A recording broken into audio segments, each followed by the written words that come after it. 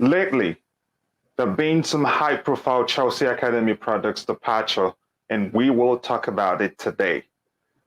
But before we get started, please smash that like button, subscribe if you haven't, and more importantly, click on the bell notification button so you don't miss anything to help the channel grow. So let's get into it.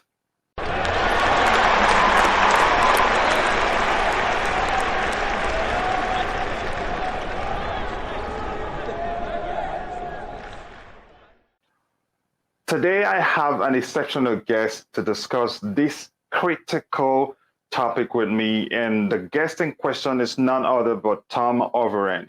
Tom has featured on BBC Radio Live and BBC Radio London. Tom, welcome to Chelsea Perspective. I'm really excited to be on. I always get daunted when people bill me as a massive guest because I just live about my life. I love coming on any YouTube, any podcast. Really, really excited to talk some Chelsea this evening. Thank you very much, Tom. I appreciate that. I appreciate you finding time to be here with me and present this show to my followers and also your followers. So, Tom, I am sure you're well aware of the departures of some high-profile Chelsea Academy talents, such as Tariq Lamptey, Tino Anjorin, Tino Liveramento, not Anjorin, Tammy Abraham, Fikayo Tomori, Marc Guehi. That's just to name a few. I want to get your thoughts on that, Tom. What's really going on? I think it's a difference in mentality of young players in this day and age. And you look at first team players and they're no longer happy to sit there at Chelsea on high wages and just look for chances, maybe, a few Carabao Cup games a season or maybe an FA Cup or a Champions League group game.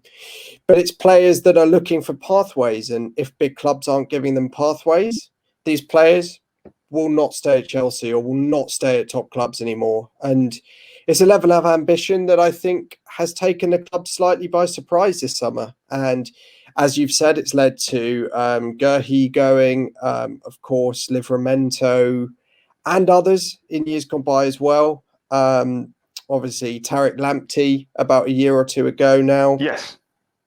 These sorts of players want that pathway, and, possibly scouts at top Premier League clubs are, seeing the games and are willing to offer that pathway in a way that Chelsea just can't. And in some ways, winning the Champions League's made it even harder because Chelsea can attract top signings like Romelu Lukaku.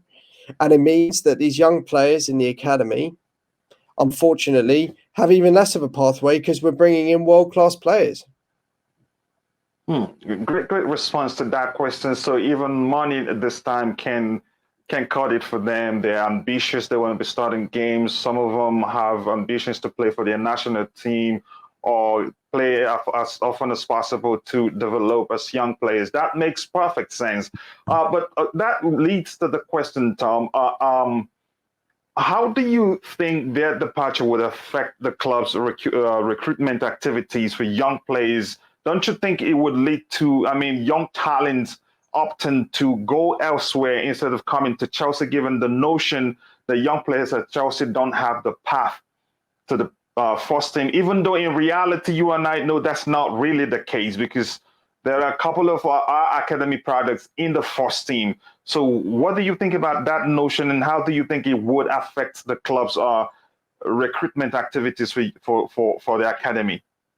So I think actually in terms of academy level football and young level football, I actually don't think it'll make quite the difference that people are saying, because I think professional contracts only come from about the age of 16. And I think a lot of the players that are leaving, like Liveramento, Guehi, Lamptey, as I say, another example, but many others who have left for bigger teams, they tend to join far earlier than that. And you see these players, what they'll do is they'll sign 1-year deals at the age of 16, I think 1-year deals at 17, to give themselves the best possible chance of getting first team football. And the thing with these 1-year deals that they're seemingly, being able to get the club to sign is that they have all the power over the club to say, I'll give it a year, But if you're not giving me any, development opportunities or ability to get into better teams, I will move on and I'll find somewhere that can. And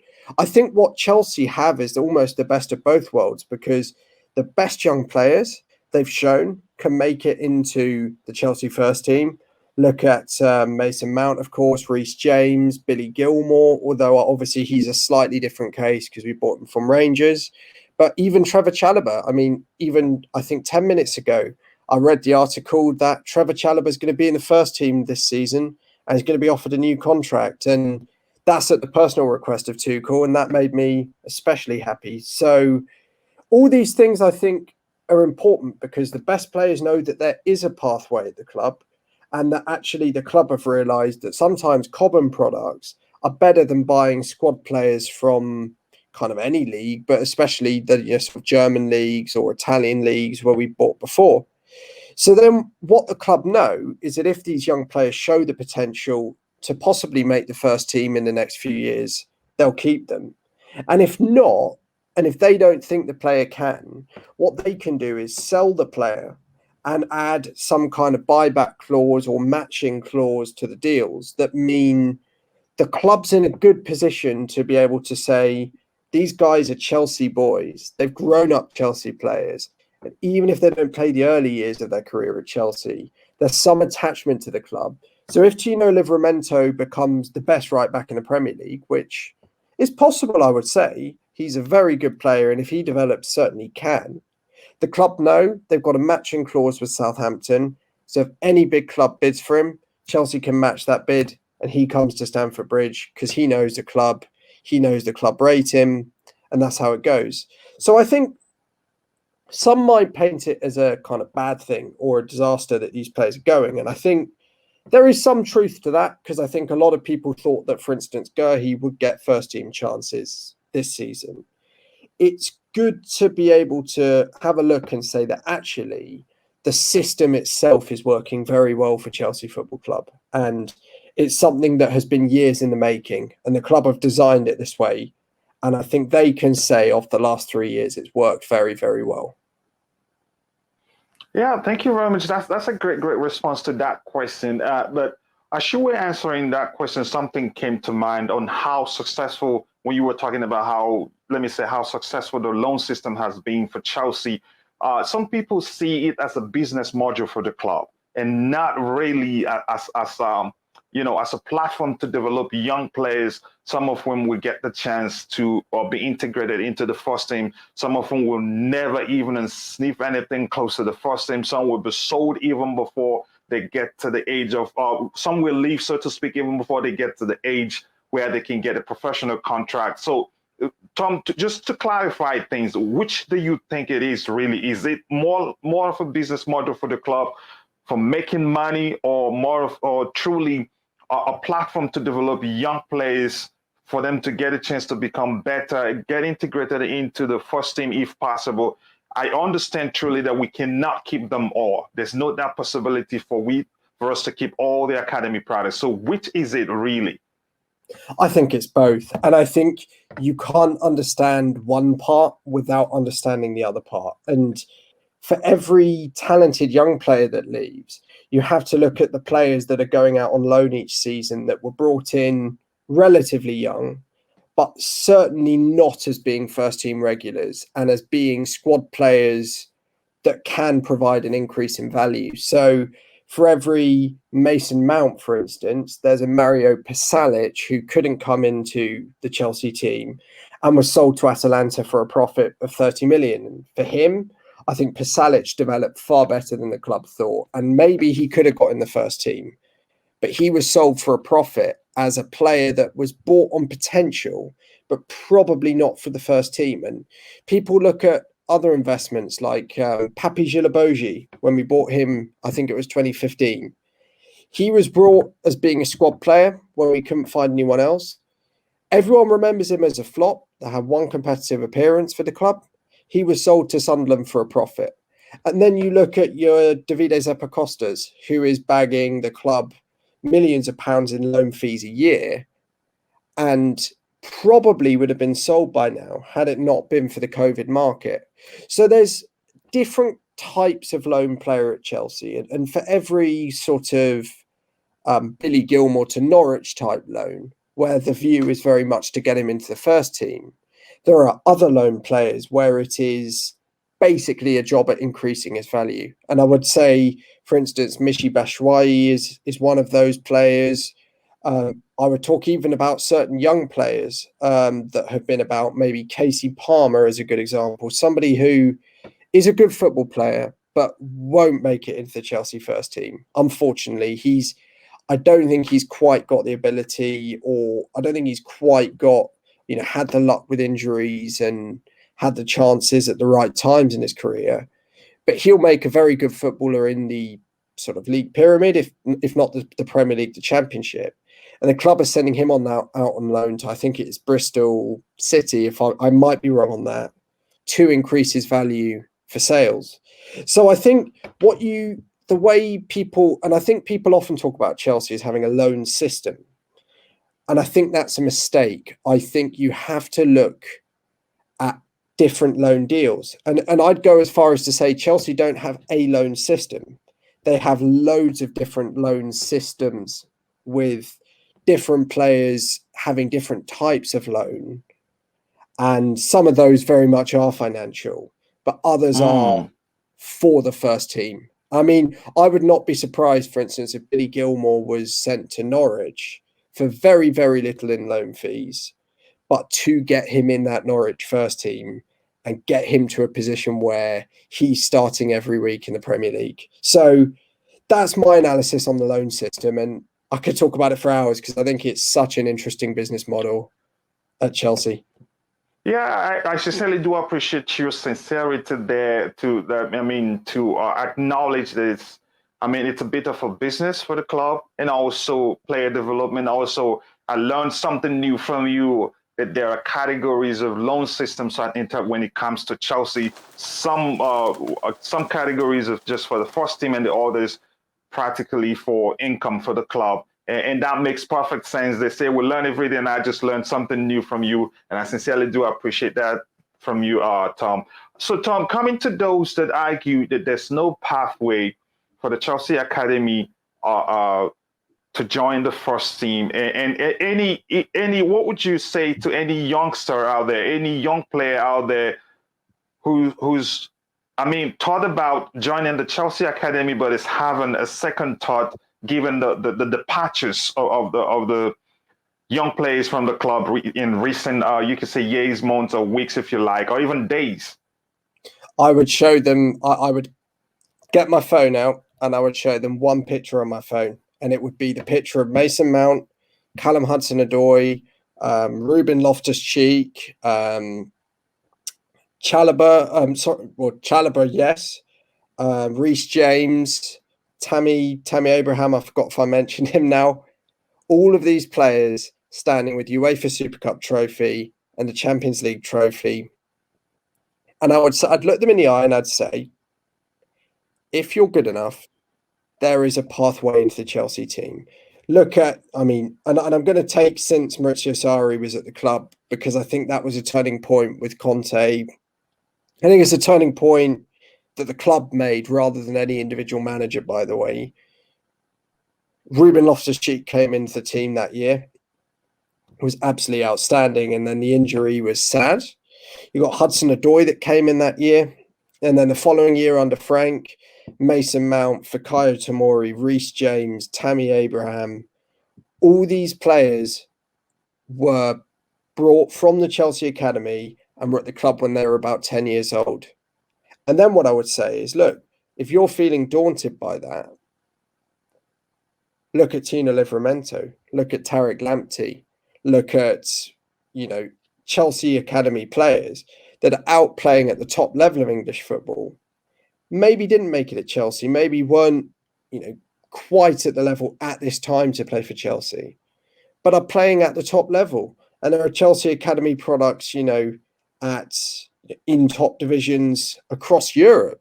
It'll be rare. And I do this most weekends. I'll scroll through the Premiership, Championship, Liga, La Liga, Bundesliga, Serie A. In most leagues, most times, there's a Chelsea Academy player somewhere somewhere on that day's game of fixtures, like Olorena. When I look at Serie A, I'll see Olorena for Torino, and I'll have a look at how he's doing, and I'll see, he's playing top division football at the highest level. So there's so many opportunities from joining the Chelsea the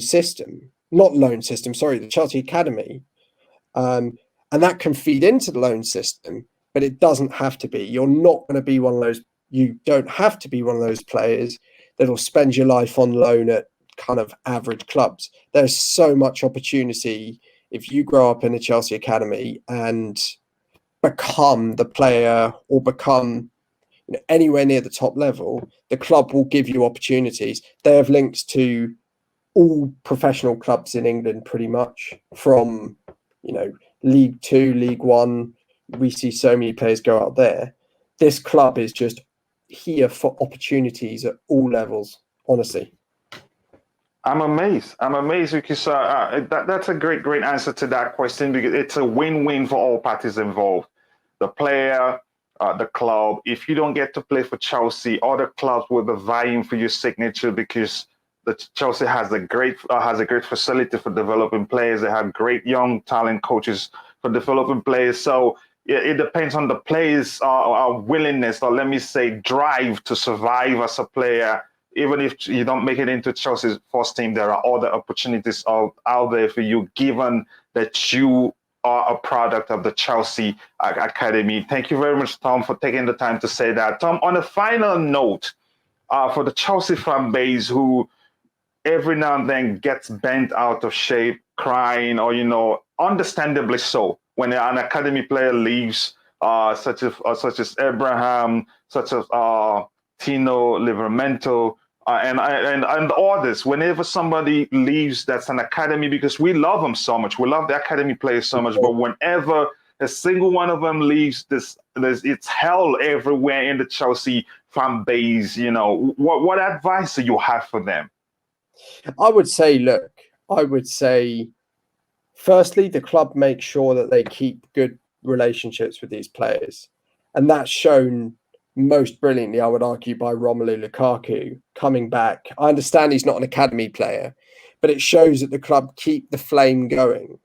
And I think the phrase I would use, and it's a massively overused phrase, but I think it's so true here: you can leave Chelsea, but Chelsea never leaves you. And I genuinely believe that most youth graduates, even if they leave, Chelsea doesn't leave them. Look at Declan Rice. Look at his comments about Chelsea. And this was a guy that left Chelsea, I think, when he was about 16 or 17. And he is still talking all the time, Chelsea, Chelsea, Chelsea. I want to play for Chelsea. And this is a player that's at West Ham, supposedly one of our biggest rivals, or a club that is seen as a massive rival, especially for West Ham fans.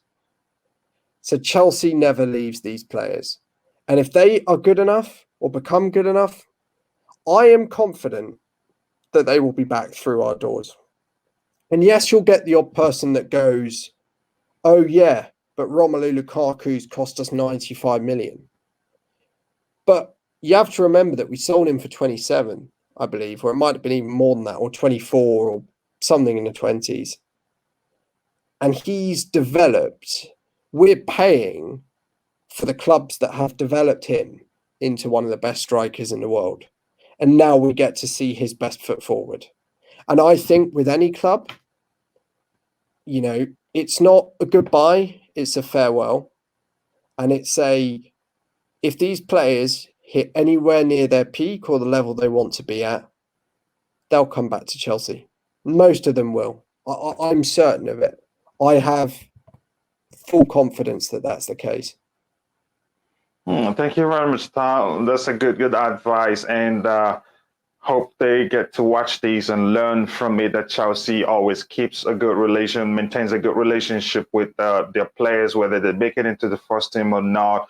Or they'd have to leave the club on a very, very bad note before that relationship sours. Thank you very much. And Tom, it's been great presenting this particular topic with you. I enjoyed it. I wish we had more time. We could have kept going, but we've at least done something that the Chelsea fan base will learn from. So Tom, please take some time, tell my viewers, your followers, or whoever that gets to watch this video, whatever social media where you have presence, so that they can go check you out and follow you or reach out to you if they want to reach out to you. First, Coachella, mate, anytime. Honestly, anytime I'm free. I'm super busy at the moment, but anytime, drop me a message and I will come on and talk Chelsea with you on this channel. I really love it. And I love the questions you've asked. I think you hit the right notes. I'm Tovers98. You'll see my tag just about here on the screen where I'm pointing. Yeah. Follow me on Twitter. That's where I'm at mainly. Follow the Chelsea social. We've had some problems with Twitter, but we'll get them sorted.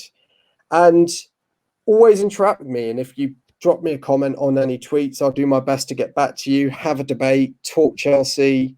It's one of the best things. And I think that's what I love about this community, that you can have a discussion, have a debate. And while you can have toxic people or people that do that, most people have the most interesting conversations. And it's the first time I've thought to myself in full about the way the youth system works and actually how successful I think Chelsea are.